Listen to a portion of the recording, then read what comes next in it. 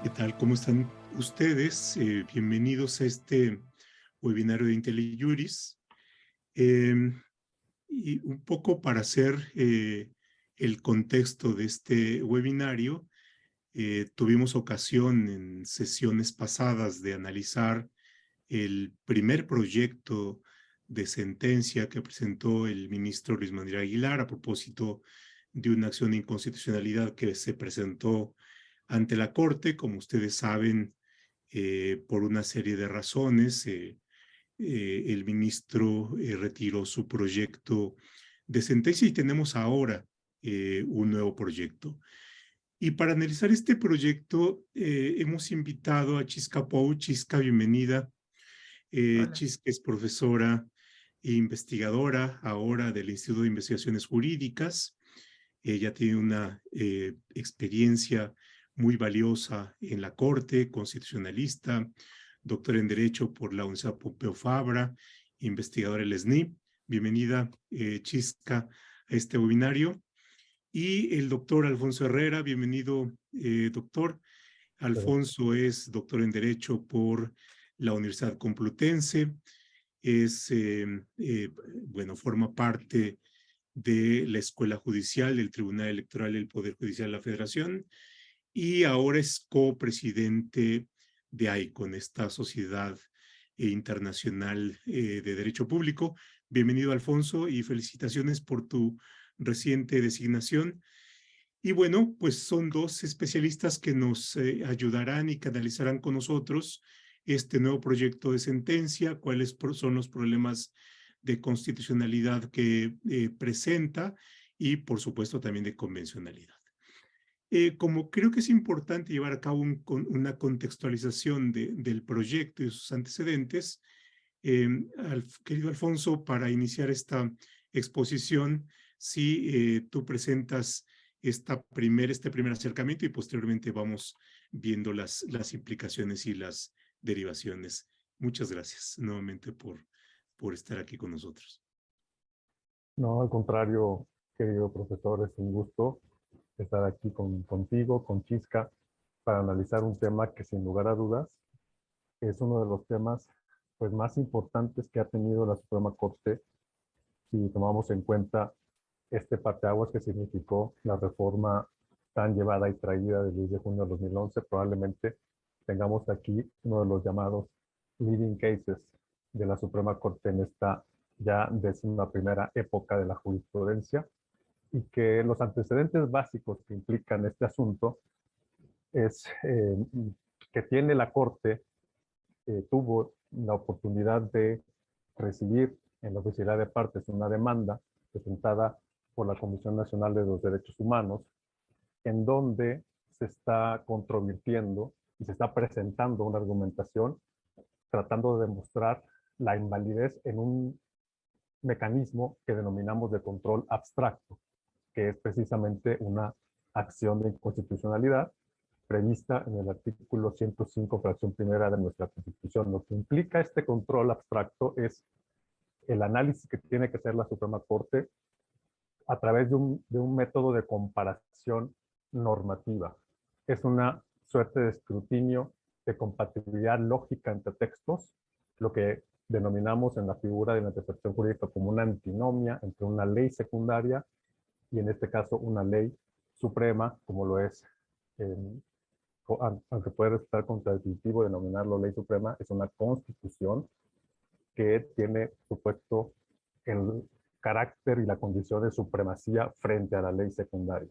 Las dos normas que se impugnan en este control abstracto es el Código Nacional de los Procedimientos Penales, en uno de los artículos y fracciones e incisos, y otro más de la Ley de Seguridad Nacional, en donde se está previendo la figura y conductas que configuran precisamente una prisión preventiva oficiosa ordenada por estos ordenamientos legales.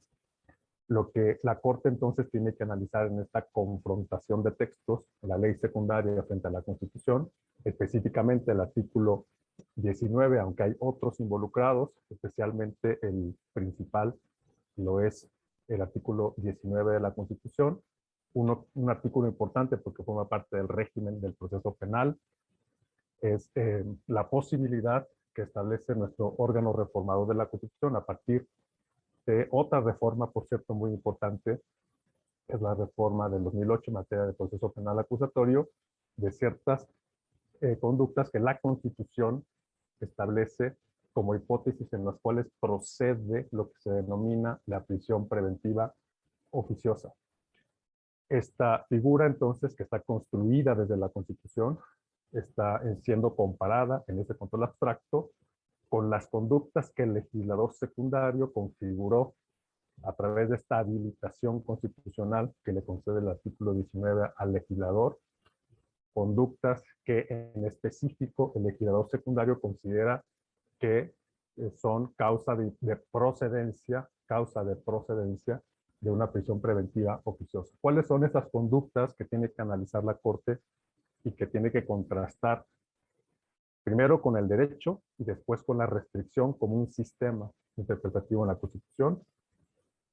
La libertad personal, que es el derecho que nos interesa, es el derecho fundamental, la libertad pública constitucional, que tiene también un asidero convencional, que es la libertad personal, y su restricción, que se está entonces materializando como prisión preventiva oficiosa. La prisión preventiva oficiosa entonces se convierte en términos interpretativos en una limitante, en una restricción a esa libertad, y que básicamente consiste precisamente en que el Ministerio Público, la Fiscalía, en general, puede, y acudiendo ante un juez, eh, puede no solicitar, no por lo tanto ejerciendo una petición de parte, de que se actualice una medida cautelar en contra de una persona que está siendo acusada de un delito, y la oficiosidad se ha entendido en materia de proceso penal acusatorio de que el juez de manera automática, ese es el entendimiento que se le ha dado históricamente y lo que la Corte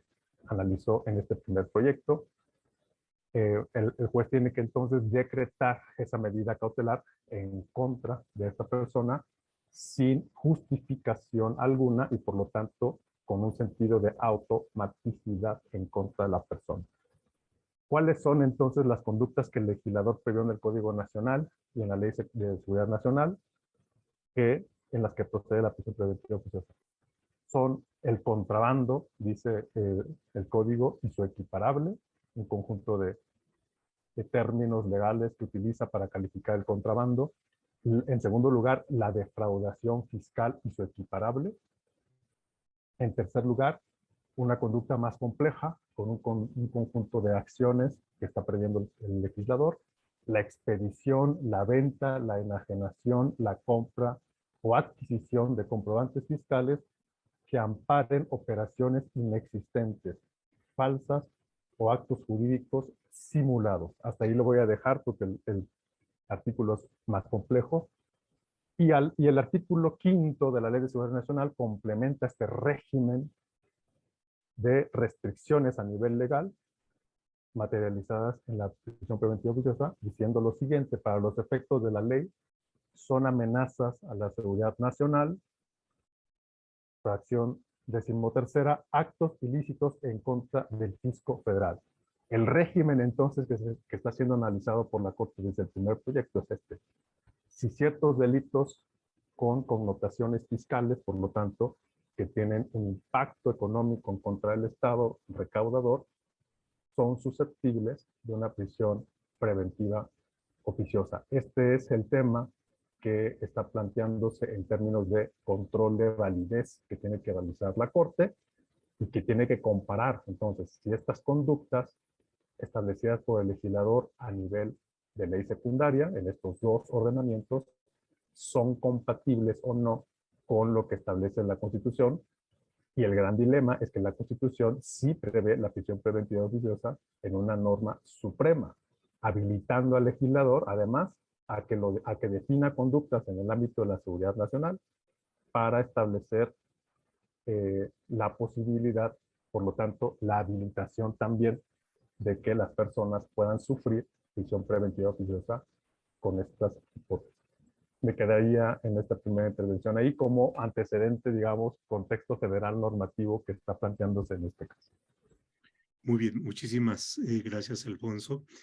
Pasamos entonces ahora a la discusión que plantea el nuevo proyecto de sentencia. Chisca, adelante. Sí, bueno, como sabéis, hace pues en septiembre se discutió creo que era septiembre, octubre, ya no me acuerdo, septiembre, ¿no? Un primer proyecto en el que la Corte consideraba que la prisión preventiva oficiosa, entendida como automática, como Alfonso ha dicho que había sido la práctica, era inconvencional, y hacía una reconstrucción, digamos, del parámetro en la que inaplicaba, digamos, esta segunda parte, muy diferente a la primera del artículo 19, y como sabemos, pues es un proyecto que generó, bueno, generó bastantes apoyos en la Corte, pero no unanimidad o no un consenso suficiente, y al final se retiró y ahora el ministro ponente presenta este segundo proyecto. Y yo, bueno, perdón, como ya entro en materia, solo quería, Pepe, agradecerte la invitación, entre otras cosas porque me has obligado a leerla bien, y es un nuevo proyecto que tiene 791 párrafos numerados, 226 páginas, ¿estás de acuerdo que hay libros que son más breves? Entonces, para mí, realmente como constitucionalista es un placer tener la oportunidad de ahora comentar el proyecto con Alfonso, contigo, y demás, pero digamos que esto, con el poco tiempo que tenemos, será simplemente una primera toma de contacto, un primer bocado, en espera de después también escuchar lo que va a generar en la Corte.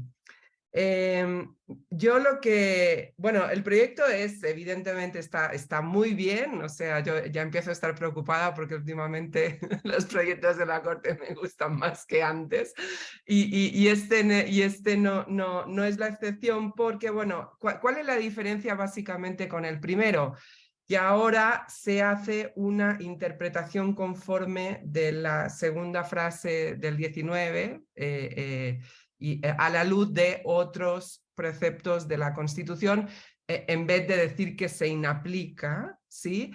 Se hace una reconstrucción diferente del parámetro, pero que, bueno, ahora les digo formalmente cómo lo hace la Corte muy rápido, y después les digo lo que yo creo que está haciendo, ¿no? Y además quisiera comentar también lo que se hace en la segunda parte de la sentencia, que ya no es la reconstrucción del parámetro, sino que es el juicio de constitucionalidad, convencionalidad de las leyes, y que ahí también me parece que hay, digamos, derivaciones constitucionales que nos querías, ¿no? Que nos invitabas, Pepe, a destacar, muy, muy importantes. Entonces, bueno, el razonamiento de la Corte en cuanto a cómo es nuestra Constitución de los derechos, o sea, diferente a después ya cuando entran las leyes, tiene como tres grandes partes. En un apartado A, digamos, nos cuenta la Corte cómo ella cree o el ministro ponente, me voy a estar refiriendo al proyecto todo el tiempo, si se me va a la onda y digo sentencia o algo, pues ya está, ¿no? Aclarado.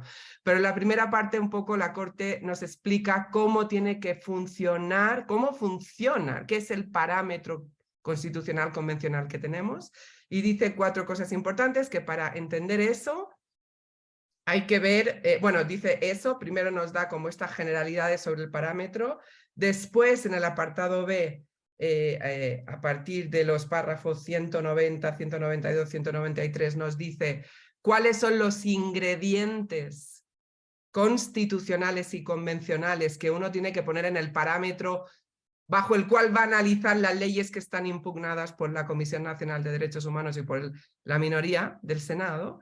Y en tercer lugar, de esta primera parte, la Corte, el proyecto desarrolla lo que llama el sentido interpretativo del parámetro. O sea, lo primero era simplemente identificar ingredientes normativos relevantes, y lo segundo ya es hacer una derivación de significado. El significado que finalmente va a utilizar la Corte para ver si las normas legales impugnadas son o no constitucionales, ¿vale? Esto, digamos, resumiendo lo que son como 300 millones de párrafos en la estructura que se sigue. Y yendo a lo primero, que es lindo y que es un poco lo que causó tanta controversia, ¿verdad, Alfonso? En la discusión anterior, incluso en la comunidad jurídica más amplia, lo discutimos mucho. Ahora la Corte dice que hay que tener en cuenta 4 cosas. 1, la reforma del 2011. Segundo, lo que se dijo en el Varios 912. Tercero, lo que se dijo en la contradicción 293. Pero luego pone, cuarto, el pro persona, ¿sí? Y en algún sentido yo lo que creo que hace este nuevo proyecto es no solamente, ahora lo diré, no solamente hacer una interpretación conforme del 19, conforme al resto de la Constitución y conforme al derecho interamericano que también es constitucional, ¿sí? Sino que hace una interpretación conforme de la 293, ¿vale? Esta es mi propuesta interpretativa del nuevo proyecto. O sea, en algún sentido lo que hace es clarificar de qué manera se tiene que entender la 293 dentro de unos márgenes que a mí me parecen perfectamente legítimos. Lo que pasa es que se habían perdido. O sea, porque la 293 fue votada por un número de ministros a condición de que la noción de restricciones expresas se interpretara pro persona, justamente. Y después pasaron muchas cosas que ahora no las voy a detallar porque me has dicho, Pepe, que tenemos poco tiempo, pero lo que hace este proyecto, y a mí me parece que está muy bien, es no solamente hacer una interpretación conforme de ese trocito del 19 que dice lo que dice, sino recordar a la gente, digamos, certificar ante la comunidad jurídica cómo se tiene que interpretar la 293 conforme al derecho interamericano, ¿vale? Y después voy a decir, sí, claro, todo eso es muy interesante en diálogo con lo que está pasando en Costa Rica, ¿sí? O sea, en este caso, esta solución, ya me estoy adelantando, pero bueno, en este caso, esta solución yo creo que evidentemente le permite salvar las contradicciones con el derecho interamericano, ¿sí? Y en ese sentido alinea la 293 con el derecho interamericano, ¿sí? Eso no quiere decir que sea posible en todos los casos en los que la Constitución nuestra pone problemas, ese sería... Pero en este caso, digamos, yo creo que la Corte lo consigue. Entonces, sí, entonces un poco es este asunto. El pro persona se usa en estas 2 facetas. Y después lo que hace la Corte, habiendo dicho cómo funciona la Constitución de los Derechos y cómo el pro persona actúa sobre las restricciones y demás, enuncia cuáles son los ingredientes que encuentra relevantes dentro de la Constitución de los Derechos, y ahí habla de libertad personal, presunción de inocencia, deber de motivación reforzada de ciertos actos y control judicial previo de las cautelares. Pero lo importante es que cada uno de estos ingredientes, por eso sí siento que lo ha hecho muy inteligentemente para, digamos, para sacar todo el jugo que se puede a la compatibilidad de las fuentes interamericanas y constitucionales. Si ustedes se fijan en todo el desarrollo sobre libertad personal, ahí se pone no solo la jurisprudencia pasada de la Corte, sino todos los criterios interamericanos. Es decir, cada ingrediente tiene la vertiente constitucional y la vertiente interamericana, y digamos, y así, digamos, queda cubierta, digamos, quedan armonizadas las fuentes aplicables al caso, para después, 100 párrafos después, es decir, a partir de 249, que de nuevo, al otro día me invitaron Javier Martín y Jimena me invitaron a comentar también una contradicción de tesis, y yo recriminé la longitud y lo sigo haciendo, porque creo que hay algo como que impide el acceso o sea, entiendo que se sienten obligados a motivar recontra súper bien algo que, como ha dicho Alfonso, pues va a ser un leading case, pero es un poco demasiado. Pero bueno, 100 párrafos después, 250, después 265, 262, ya hace la interpretación conforme de la Constitución oficiosa, de la prisión preventiva oficiosa, y ahí dice que, como perfectamente se puede sostener, oficiosa no significa automática, ¿sí? Y lo pone muy detalladamente. Si fuera automática sería incompatible con la presunción de inocencia, con el deber de motivar, aparte de con todas las sentencias interamericanas que prohíben el encarcelamiento arbitrario, porque la prisión automática preventiva es definicionalmente arbitraria, puesto que le impide al juez ver el caso concreto. Digamos, y así va, digamos, y así va armando, va bajando el argumento, va bajando el parámetro a lo que nos interesa y demás. Y después ya me voy a parar, Pepe, pero es que la verdad es que sí, hay muchas cosas por comentar. A mí me parece, bueno, entonces, solo para contaros por si ya lo dejo dicho.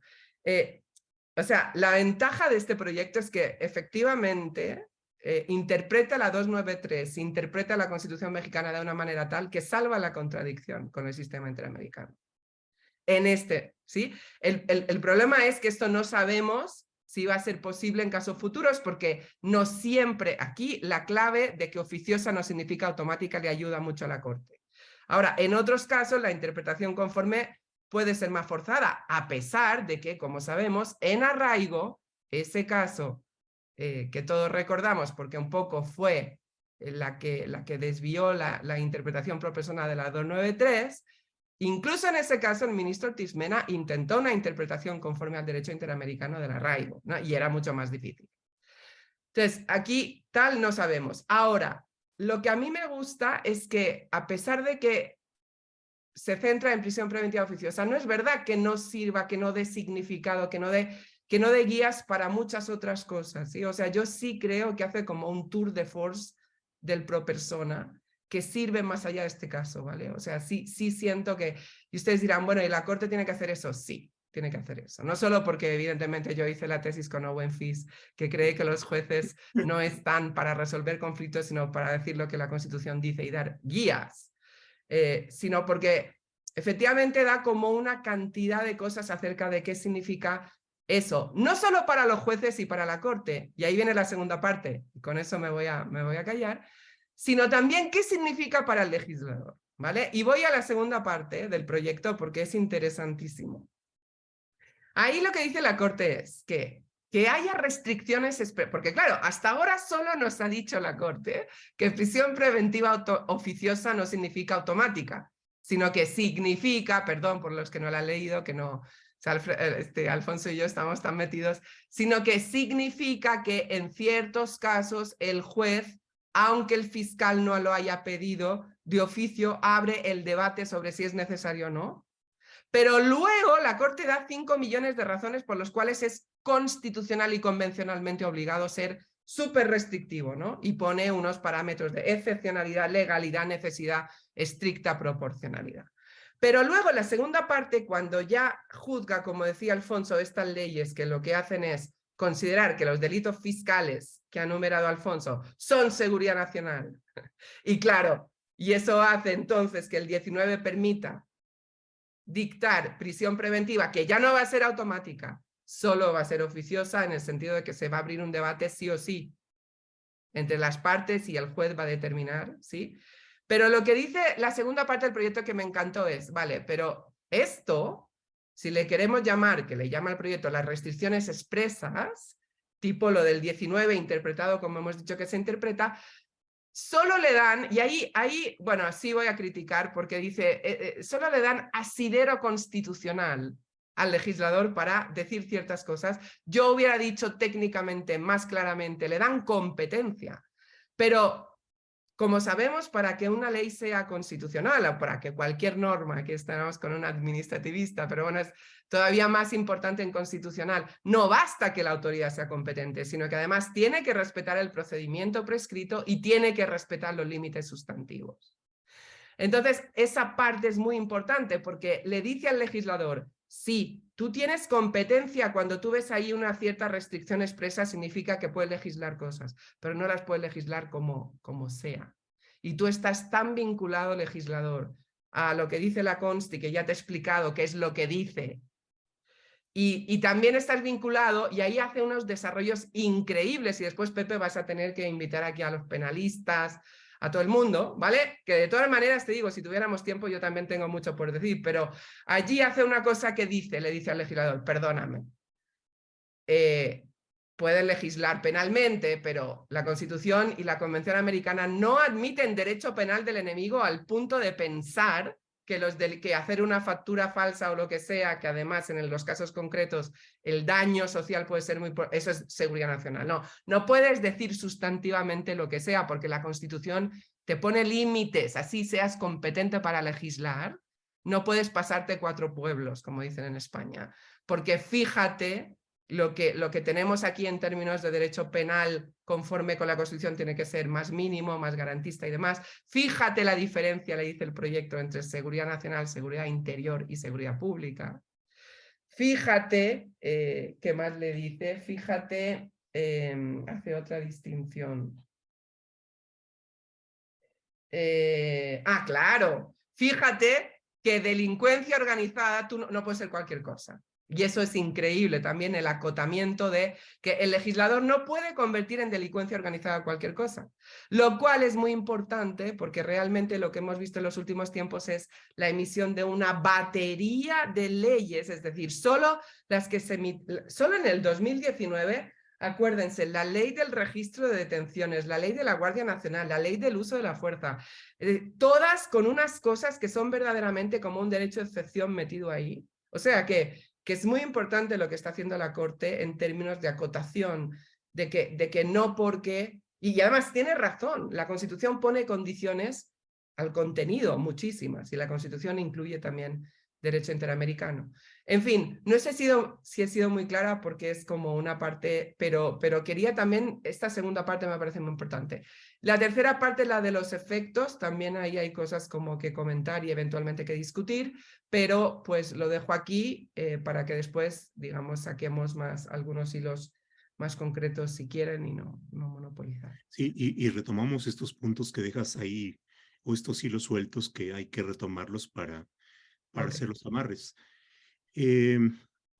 Como ustedes los dicen, esta es una sentencia que puede resultar emblemática y lo cierto es que hay un buen conjunto de temas. Ahora, para retomar la siguiente intervención de Alfonso, sí creo que es importante que el retiro del proyecto por el ministro, creo que es un ejercicio bien interesante de buscar acuerdos y procurar la construcción de una diversidad de apreciaciones que en la primera discusión planteaban puntos de coincidencia, pero con razones distintas, y creo que el ejercicio muy bien vale la pena y nos pone enfrente una función constructivista en el entendimiento de la Constitución, y yo creo que es una de las cuestiones que yo destacaría de tu intervención, Chisca. Ahora, para esto, y ese es uno de los puntos que me gustaría que Alfonso abordara, por supuesto, si estás de acuerdo, Alfonso, que tiene que ver con cómo construye el parámetro este nuevo proyecto, porque vemos una serie de elementos que están ahí, la interpretación conforme, que yo creo que también tiene una redefinición de aquello que corresponde al juez, ¿no? En ese sentido está creo que un elemento importante de atribución de funciones del juez, que le da un giro, y yo creo que ahí le da un giro a la que pudo ser el espíritu del constituyente, que yo creo que está más ligado con prisión preventiva oficiosa en la idea de que sea automática, y yo creo que ahí tiene una parte muy, muy relevante. Y por supuesto, las formas de integración de esto del principio pro persona. En fin, pero simplemente es el punto de referencia. Gracias, Pepe. Pues bueno, lo primero que quiero decir sobre el nuevo proyecto es que para no restarle, digamos, la fuerza a la valoración que merece, yo sí creo que es un buen proyecto, ¿no? Que coincidiría con Chisca en este aspecto. Por las razones que dio Chisca, que las explicó muy bien y las desarrolló, y que sin embargo yo tengo algunos puntos, digamos, ahí que plantear a lo mejor críticos, ¿no? y que probablemente pues por la complejidad del tema, probablemente porque precisamente como lo mencionas, Pepe, la construcción del consenso pues tiene ciertos costos, ¿no?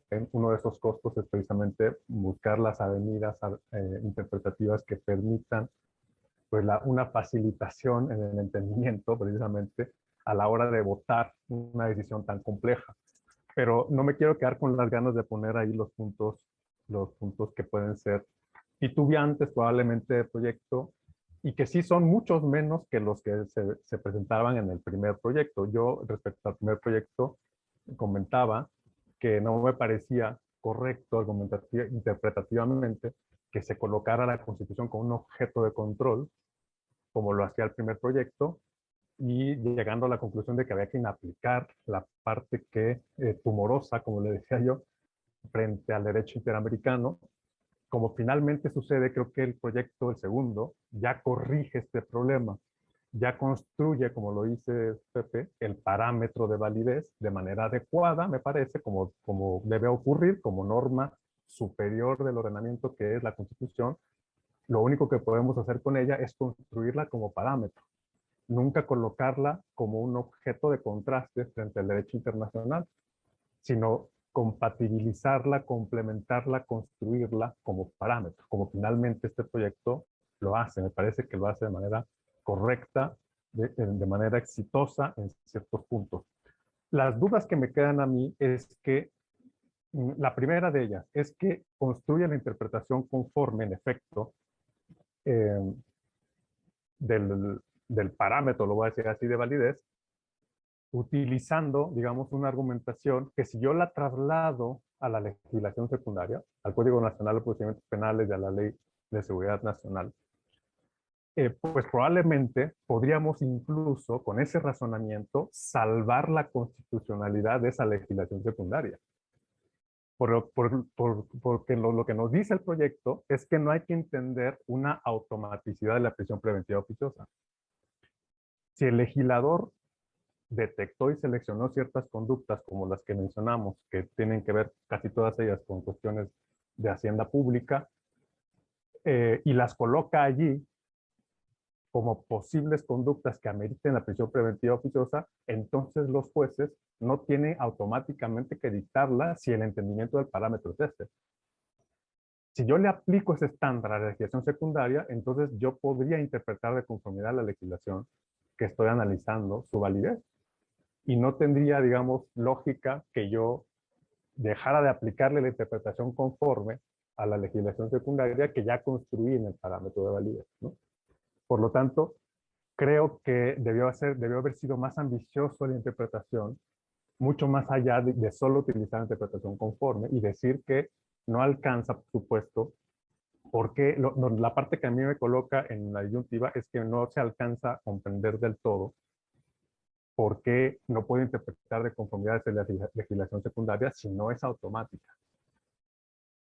Segundo punto que a mí me parece crítico y que tiene que ver con el principio pro persona precisamente. Creo que el proyecto pudo haber perfectamente prescindido de la aplicación del principio pro persona al parámetro de validez. ¿A qué me refiero? Cuando declara la invalidez el proyecto de las normas que están sujetas al control, en realidad no está utilizando el principio pro persona para declarar esa invalidez como centro de la interpretación. Si lo que nos dice es que el legislador no está habilitado, como lo dijo Chisca, ¿no? Aunque creo que el sentido que le dio fue diferente, pero esta parte sí la mencionó. El legislador no está habilitado para determinar como susceptibles de prisión preventiva oficiosa cualquier conducta. Y por lo tanto, es esa la razón por la cual la legislación secundaria no se sostiene frente a la Constitución, ¿no? Porque el legislador no puede hermanar la cuestión hacendaria colocándola como un supuesto de seguridad nacional. Ese es el argumento principal que finalmente la lleva a declarar al proyecto la invalidez de las conductas. Y el pro persona queda como digamos, un principio que que se encuentra por ahí con un sentido volátil, en donde no le damos un sentido técnico, me parece, central, nuclear, para determinar la invalidez de las normas que están sujetas al control, ¿no? Soy consciente de que lo que estoy diciendo son como minucias técnicas probablemente, pero lo que nos preocupa con un escenario cuando se construye de esta manera es precisamente la construcción futura de las decisiones que puedan venir cuando nos enfrentemos a un espectro de análisis similar, ¿no? Esto es,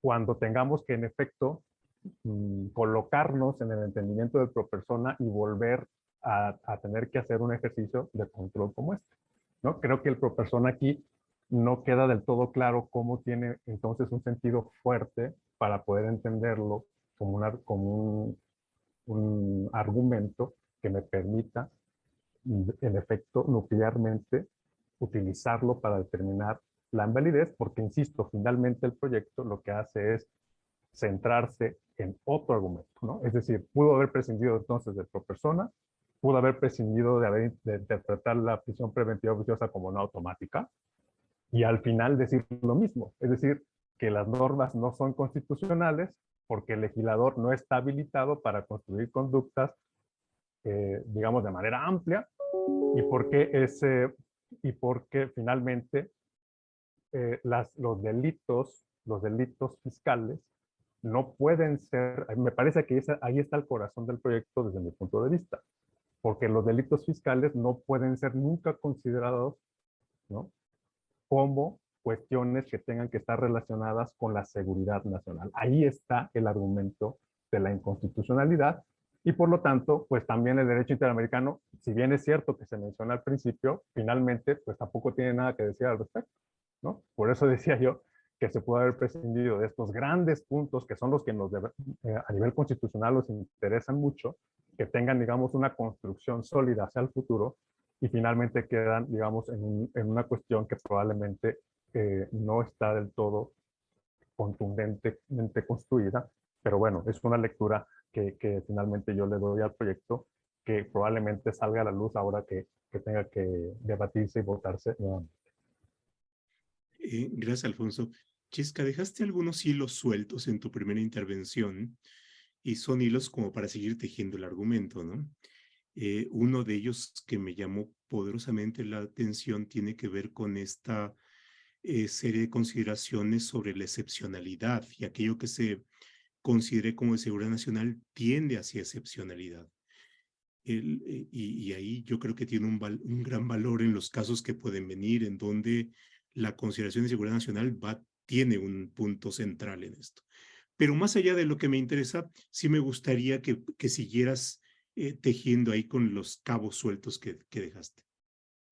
Sí, o quizá puedo reaccionar a lo de Alfonso, que me pareció súper interesante. Claro. Sí, yo estoy de acuerdo que el pro-persona no se usa para declarar las normas, pero se usa solo para integrar el parámetro. Y tú dices, efectivamente, o sea, directamente depende de otras cosas, pero no estoy segura de que hubiera podido prescindir, entre otras cosas porque la Comisión Nacional de Derechos Humanos lo había planteado, pero no solo por una cuestión formal, sino porque sí siento que analizar qué significa el 19 es justo necesario para saber el alcance normativo de lo que está bajo iúdice. ¿Sí? O sea, estoy de acuerdo contigo que el pro persona al final no sirve para declarar inconstitucional directamente, pero digamos que, pero tampoco sirve por lo mismo la interpretación conforme no hubiera salvado las leyes. Porque como tú dices, no se pueden salvar porque resulta que lo que contradicen son otras cosas. O sea que la interpretación conforme no salva las leyes, anyway. Y tú dices, bueno, entonces se hubiera podido prescindir de ella. Pero yo creo que para dimensionar lo que estaban haciendo estas leyes, que es, ¿no?, extender el ámbito, para entender el efecto normativo, sí que necesitabas tener claro el parámetro, ¿sí? Pero es muy interesante eso. Y además yo creo que en este punto, haber no entrado esta cuestión, sí hubiera sido un minimalismo con muchos problemas, ¿no? Entonces, pero bueno, muy interesante, pensar esto, ¿vale? Sí, y de nuevo también, o sea, el segundo punto que me encanta que estemos justo... Acuérdate, Alfonso, que en la anterior discusión a mí lo que me parecía era, pero entiendo, la mayoría de personas pensaban como tú, que la Corte estaba convirtiendo en objeto de control la Constitución. Para mí no era eso, para mí era un ejercicio también constructivista, sistemático, solo que diferente al que hace ahora. Y que para mí no era tan descabellado, en parte porque nos manejamos con lógicas de inaplicación a muchos niveles cuando tenemos constitucionalismo multinivel, y quizá mi familiaridad con el sistema de la Unión Europea, en donde los jueces pueden inaplicar y no pasa nada, y eso no invalida las constituciones y demás. Entonces, quizá yo sí considero que era una herramienta legítima, con sus problemas, con sus no problemas, pero o sea, lo que siento es que efectivamente yo como tú coincido, esta reconstrucción que hace ahora del parámetro, que a mí sí me parece que está bien, que la haga un poco más allá, creo que va a generar muchos más consensos. Pero yendo, Pepe, tú decías algo, después lo de la excepcionalidad, pero decías algo que me interesó mucho. Al principio tú decías que efectivamente está diciendo algo muy importante sobre las funciones de los jueces, ¿no? Te referías a eso. Claro, claro, es que en este caso la interpretación conforme que lanza al mundo la Corte, diciendo la prisión preventiva nunca puede ser automática. Puede ser oficiosa en el sentido que yo digo, pero nunca puede ser automática. Esa interpretación conforme la controla la Corte, porque tanto en arraigo como aquí, en arraigo también tiene que controlar al Ministerio Fiscal y es mucho más difícil, y a la poli y demás, pero fíjate que aquí hace una interpretación conforme cuyos ejecutores puede predecir que la van a obedecer, porque estamos hablando de cómo los jueces, y eso es muy importante, y también hace fácil este caso. Piensen en el caso de otras contradicciones entre las fuentes interamericanas y la Constitución. Por ejemplo, el alcance de los derechos políticos de las personas bajo proceso o privadas de libertad, ¿no? Artículo 38 de la Constitución versus 23 de la Convención. Ahí, salvara como salvara, construyera como construyera el parámetro la Corte, los ejecutores no serían los jueces, sino que serían, no sé, el INE, ¿se entiende? Son derechos políticos, no son una cosa como tan directamente. Entonces, también me parece que una cosa que le da confianza a la Corte y que va, no sé, y que va a hacer que la interpretación conforme no se quede en el limbo, va a ser que justo les está hablando a los jueces, y como sabemos, bueno, los jueces escuchan a la Corte en México, ¿vale?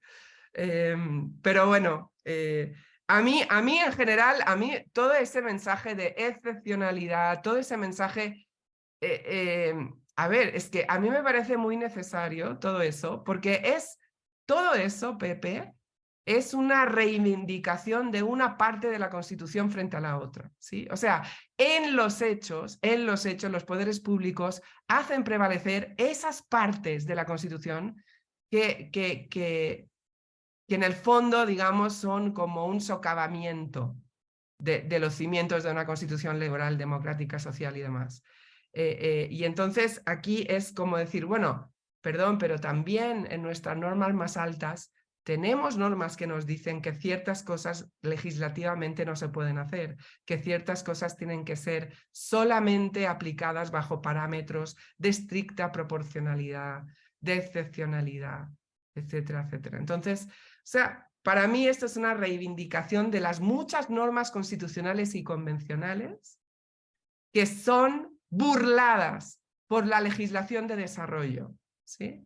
Y tristemente, solo podemos reivindicar esa parte. Pensemos en la Constitución como Dr. Jekyll and Mr. Hyde. La verdad es que legislativamente el legislador hace prevalecer Mr. Hyde todo el tiempo, o sea, no últimamente, porque evidentemente muchas cosas están desde Calderón, en fin, y el proyecto también es muy claro, no estoy... Pero bueno, últimamente tenemos como una especie de sobredosis, ¿no? En el 2019 tuvimos un poco de sobredosis. Y la Corte, claro, el problema, ¿saben cuál es? El problema es que encima ahora podemos tener este debate, pero como saben, la nueva Comisión Nacional de Derechos Humanos no está impugnando digamos, las cosas que debería impugnar para que tengamos la posibilidad de reivindicar esa otra parte de la Constitución. Esta acción fue puesta todavía por la anterior titular. Entonces, y claro, y plantear esto en amparo, estoy de acuerdo que es infinitamente más complicado. O sea, la acción es muy buena plataforma de la mano de la comisión, de la mano de la minoría parlamentaria, para decir, bueno, perdón, es que ¿no? Aquí también está escrito que ciertas cosas tienen que ser excepcionales y demás, ¿no? Y que yo creo que además es la parte que define en algún sentido el etos global de la Constitución después del 2011, que no fue una reforma normal, sino que fue como una reforma efectivamente plus, ¿no? En fin, no sé si te referías a eso, pero bueno, es una de las... Si bien ahora, caray, qué rápido se pasa el tiempo, tenemos Sí, ya, tremendo. estamos como en la ruta final. Ahora, el proyecto abre, por supuesto, una ventana que posibilita dar una facultad al juez muy relevante, que dada la materia de la acción de inconstitucionalidad, se dirige en particular a aquellos delitos que se consideran en el listado incorporados por la legislación penal. Pero, por ejemplo, hay algunos que están directamente señalados en el texto constitucional, ¿no? Sí, Y eso plantea una pregunta interesante de cómo va a aplicar el criterio de la no automaticidad en caso de que se reúnan los votos suficientes. Bueno, ahí es un tema interesante, ¿no? En fin, pero al menos el punto ya está planteado, ¿no? En fin, nos abre estas nuevas preguntas.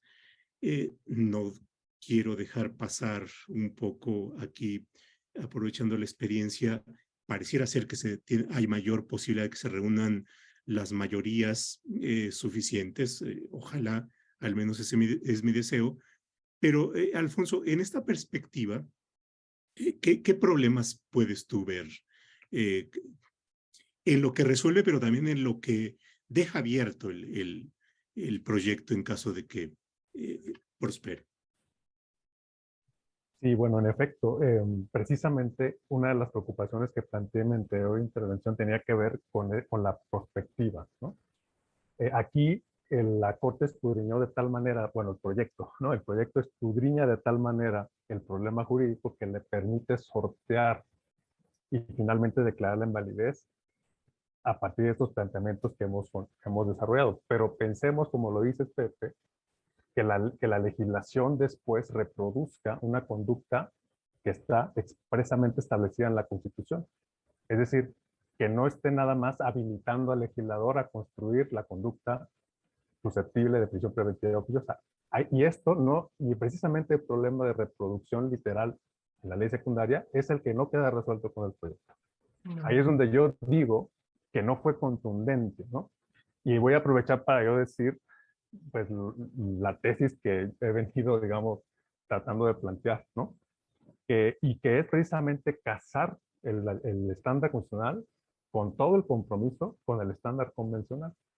Y entonces la construcción de la validez es una construcción, desde mi punto de vista, que tiene que ser necesariamente heterodoxa. Es decir, no hay una forma, digamos, eh, normalizada en el constitucionalismo comparado para hacer un ejercicio como el que la Constitución mexicana nos está poniendo enfrente, ¿no? Y que es que hay necesariamente partes de la Constitución incompatibles con la Convención Americana y con la jurisprudencia. Entonces yo creo que debió haber hecho la Corte, comprometerse con el dicho de que la Constitución tiene en la formación de este parámetro, tiene necesariamente que extirpar las partes dañinas que son incompatibles con la Convención. Este proyecto le da la oportunidad de no ir hasta ahí, ¿no? Pero habrá ocasiones en las que tendrá, y creo que el ejemplo más flagrante de esto va a ser el arraigo, ¿no? Creo que ahí es donde ya no es posible establecer un pro persona que permita entonces interpretar de conformidad la Constitución, como para decir que una persona no puede estar sujeta a una reclusión o un arraigo, ¿no? Por parte del Ministerio Público, de la Fiscalía, por 40 días. ¿Cómo puedo interpretar eso de conformidad que me permita, ¿no?, hacer compatible el parámetro a nivel interno de la validez? Yo creo que eso es de verdad ya muy complejo, ¿no? Y creo que el proyecto no se compromete con un estándar que permita resolver incluso el tema del arraigo.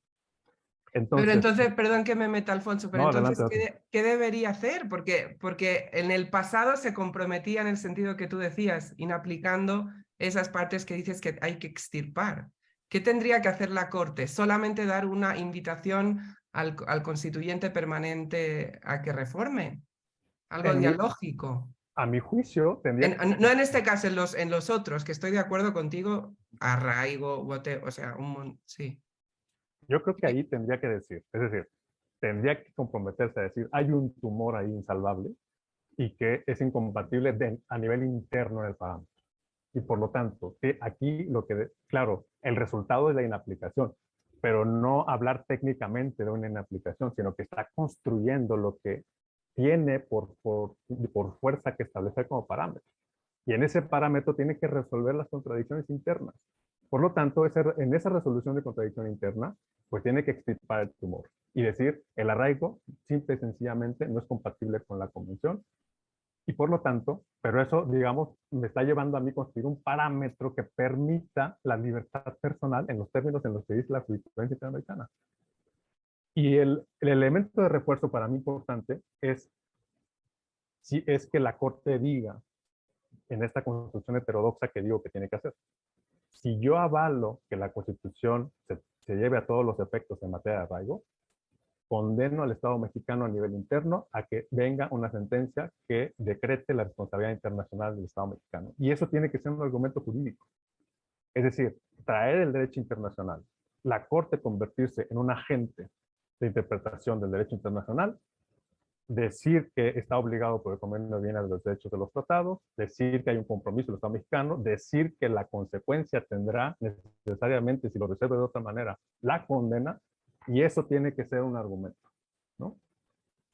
Y establecerlo en la sentencia y decir, entonces yo no voy a aplicar el arraigo, ¿no?, en esos términos, porque esto nos llevaría a que el Estado mexicano sea indefectiblemente condenado por una corte que tiene un caso, además, en este momento, en la mesa de discusión y de debate y está a punto de emitir una sentencia. Esto creo que es otro argumento jurídico.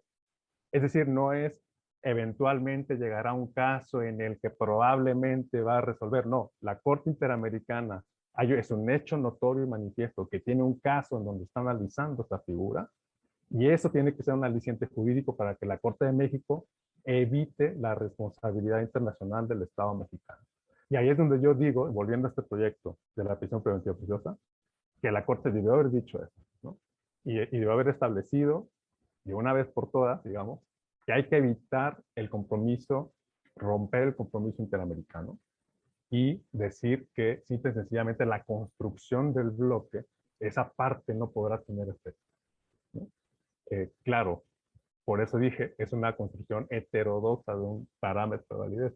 Eso no lo podemos ver, digamos, en las soluciones comparadas de manera habitual. Es algo extraño, lo voy a decir así, pero es a lo que nos, digamos, es la realidad jurídica que tenemos y por lo tanto creo que eso debe haber sido una solución más completa. Pero bueno, ya escucharé a Chisca a ver qué opina de esto. Chisca. No, o sea, es mucho más maximalista de lo que me parecía cuando tú estabas en contra en aplicación. Esto es sin aplicación al cuadrado. Lo que siento es que hay que dejar simplemente, o sea, yo estoy muy de acuerdo en que hay que explorar esa posibilidad, o sea, ¿qué pasaría si la Corte no hace equilibrios? O sea, yo creo que en este caso puede hacer el equilibrio que hace, pero como yo misma coincido contigo, para otros casos no va a servir, pero eso ya no sé si ahora se lo tiene que chutar ahora, y cómo... ¿Y a qué llevaría? O sea, como solución de fondo, Alfonso, lo que creo es que hay que dejar espacio para que la Constitución pueda ser más beneficiosa que el derecho interamericano. No sé, sería interesante eso, ¿estás de acuerdo? Que de pronto algunas veces, aunque haya contradicción, no adoptar el criterio formal de que para que no nos condenen, voy a aplicar el derecho interamericano. Yo diría, voy a aplicar el derecho interamericano si es mejor que el constitucional. O sea, la fuente es interamericana, todo es derecho constitucional, todos son... Pero voy a aplicar las fuentes externas siempre y cuando, pero supongo que tú también lo aceptarías, porque además el derecho interamericano tiene un pro persona dentro y dice nada en esta convención va a impedir la aplicación de normas internas más favorables. Con lo cual yo creo que hay que construir no el criterio por obedecer a Costa Rica, sino por hacer prevalecer a Costa Rica cuando los criterios son más protectores de derechos. Ahora, no sé, ¿estás de acuerdo que tu escenario también nos lleva como una especie de cosa que no sabemos qué va a pasar, ¿no? O sea, imagínate aquí cómo reaccionarían el sistema político constitucional a esa otra sentencia, ¿no? Que mucho más tajante, mucho más seguro, o sea, podría ser que reaccionaran, bueno, es igual, no quiero dar ideas, ni en binario. que serían jurídicamente posibles, o sea que no. Bueno, en fin, increíble, increíble los diferentes escenarios, ¿no? Pepe también, o sea, Sí, vaya que interesante. sí, vaya que sí. Ahí Gema Ayekak dice, peligroso que quede ese razonamiento en el obiter, pero la verdad, Gema, si nos das algún poco más de abundamiento, porque no me queda claro. Hemos hablado de varias cosas y varias cosas pueden quedar en el obiter, pero bueno, si nos ayudas a precisar tu pregunta, nos ayudaría para reaccionar en algo en los minutos que nos restan. Bueno, Alfonso, algunas cosas ya en la idea de ir cerrando esta charla. Bueno, sí, que bueno, ahí... Pues, Bueno, ahí nos dice Gema, dice, justo el desarrollo de la aplicación del pro persona, que es uno de los que abordaste tú, Alfonso. Sí, probablemente tenga que ver con esta, yo le llamo volatilidad interpretativa del pro persona que queda en un proyecto como este, ¿no? Pero yo quería plantear, además, reaccionar un poquito a lo que decía Chica. Creo que la solución que planteé yo, digamos que la estaría planteando en el sentido de que nos generaría una mayor seguridad jurídica, me parece, porque hay ciertos estándares infranqueables en el sistema interamericano y que no necesitamos, digamos, no nos lleva a márgenes muy amplios de interpretación. Hay el halo de incertidumbre es menor. Si decimos que el pro persona va a aplicarse en su momento por quien llegue a integrar la corte, creo que eso es lo que queda menos, hay una menos certeza en la aplicación de un estándar en donde le dejamos a los jueces que apliquen el pro persona como consideren, claro, razonada y justificadamente conveniente aplicarlo. Por lo tanto, creo que la ventaja que tendría un esquema como el que planteé es que hay una mayor certeza en el sentido de que yo sé que hay un punto en el que yo no puedo rebasar, digamos, el estándar interamericano porque está, digamos, ahí me parece que hay muchísimos más elementos de construcción de un estándar de certeza en ese sentido, ¿no? Por eso, digamos, que no me decanto tanto por la idea de que los jueces puedan decidir cuándo aplicar por persona, qué es más beneficioso o no, conociendo, pues claro, la complejidad del derecho constitucional, etcétera. Pero bueno, a lo mejor Chisca podría decir lo contrario, ¿no? Que el escenario que planteé puede ser menos certero, menos seguro. Pero bueno, claro que es un tema complejo y quería también mencionarlo. Sí, y para cerrar la refutación de Chisca. Para...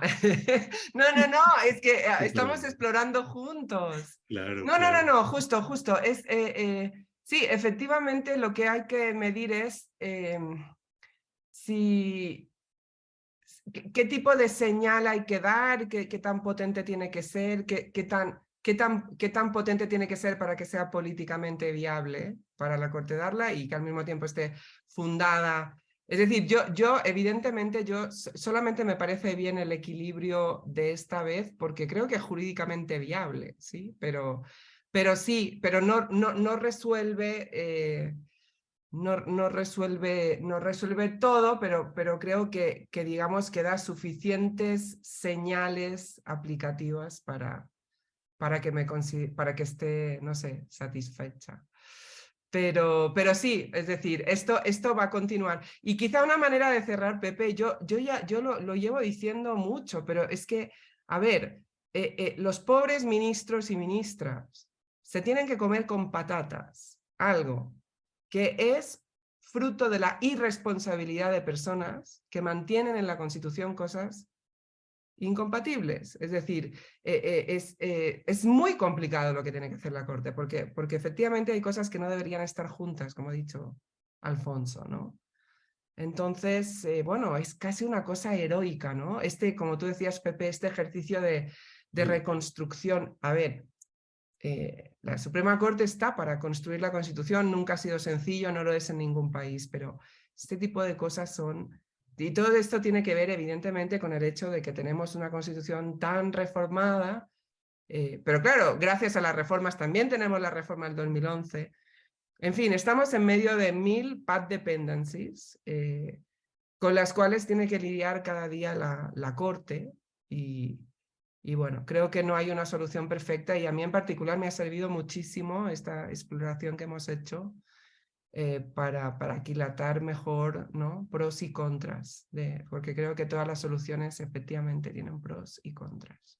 Sí, tienes toda la razón. La verdad que los ministros tienen una tarea bien compleja y, por supuesto, muy valiosa cuando se busca no una apreciación militante de la misma, que siempre toma un partido y arremete contra todo lo demás, sino interpretaciones que tiendan hacia buscar una cierta racionalidad de lo diverso y aún de lo contradictorio. Y en lo personal me parece que el proyecto tiene una gran virtud, que es esta, la de buscar cómo armoniza algo que en principio parece contradictorio y pareciera ser insalvable, ¿no? Pero yo creo que en eso es muy plausible. Y por supuesto tenemos una constitución hecha en varios tiempos históricos, con coyunturas diversas, y estaba recordando una frase de Sonstein que decía que hay constituciones hechas a varias mentes y a varias manos, ¿no? Y por supuesto hay de manos a manos, ¿no? En fin, la verdad es que ha sido una estupenda sesión de reflexión. Y pues no queda más que agradecerles a ustedes, Chixca, Alfonso, por haber aceptado esto. Bueno, tenemos casi 150 participantes en este webinario, lo cual me parece Muchas muy gracias a agradable, todas y todos ellos, ¿verdad? ¿no? Que tanta Que gente, aquí han qué estado gusto. presentes. Y pues muchísimas gracias. Y yo creo que la mesa resulta muy oportuna. Yo creo que en los próximos días estaremos viendo a los ministros en una nueva discusión y bueno, pues por supuesto estaremos pendientes también para dar seguimiento y en su caso, y ustedes nos aceptan en este mismo tema o en otros, seguir pensando colectivamente. Pues muchas gracias Chisca, muchas gracias. Muchas gracias, un gusto. Buenas noches.